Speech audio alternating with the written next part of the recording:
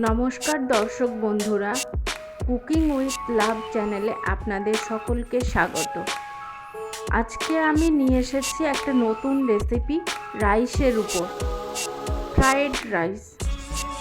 Fried rice আশা করি প্রতিটা বাঙালির কম বেশি পছন্দ। এই ফ্রায়েড রাইস বানানোর জন্য 200 গ্রাম বাসমতি চাল নিয়েছি। তারপর সেই চালটা ভালো করে ধুয়ে নিয়ে 1 ঘন্টার মতো জলে ভিজিয়ে রেখেছি।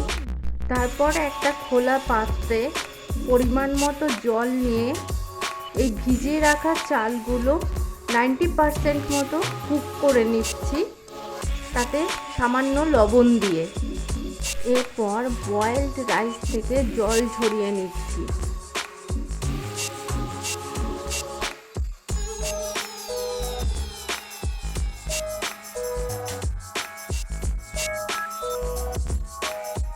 আমরা এখানে সবজির মধ্যে নিয়েছি ক্যাপসিকাম একটা, গাজর কিছুটা কেটে নিয়েছি, তার সাথে নিয়েছি 50 গ্রাম মতো বিনস।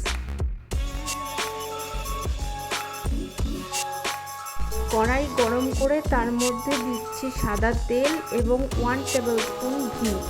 এটা গরম হয়ে আসার পর প্রথমেই দিচ্ছি গাজরগুলো হালকা করে ভেজে নেবার পর তার পরে দিচ্ছি বিনস, কারণ বিনসটা গাজরের তুলনায় নরম, বেশিক্ষণ ভাজতে হয় না। বিনসটা আরেকটু ভাজা হয়ে গেলে যোগ করছি আমরা কেটে রাখা ক্যাপসিকামগুলো। ক্যাপসিকামও কিছুটা ভাজা হয়ে গেলে আমরা যোগ করছি কাজু এবং কিশমিশ। এবার সবগুলো ভালো করে ফ্রাই করে আমরা আলাদা একটা পাত্রে তুলে রাখছি।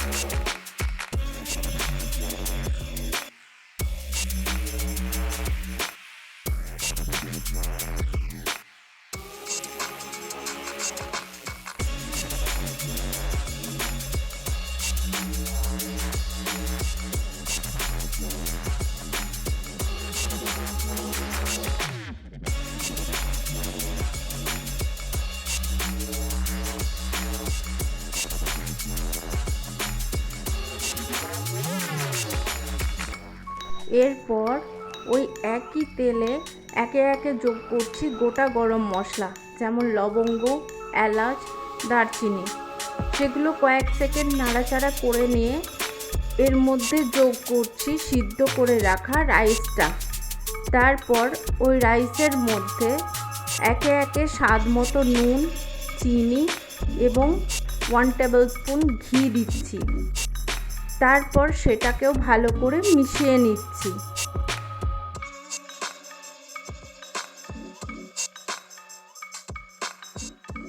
সবশেষে যোগ করছি ভেজে রাখা সমস্ত ভেজিটেবলস এবং কাজু কিশমিশ ওই রাইসের সাথে।